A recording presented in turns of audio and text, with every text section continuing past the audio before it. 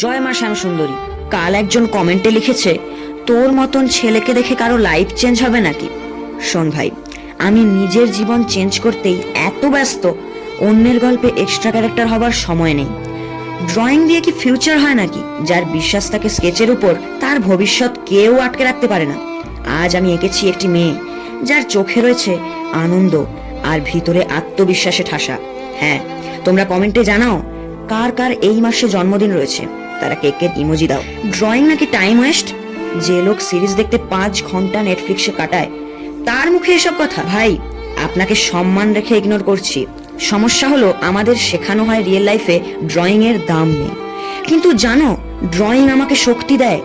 চেঁচিয়ে কিছু বলার নয়, চুপ থেকেও মেরুদণ্ড সোজা রাখার শক্তি। এই চ্যালেঞ্জ, এই আঁকাটি তোমার ভিতরে যদি এক বিন্দুও নাড়িয়ে দেয়, তবে বুঝে নিও আজকে আমার ছবিটি তোমার খুব ভালো লেগেছে।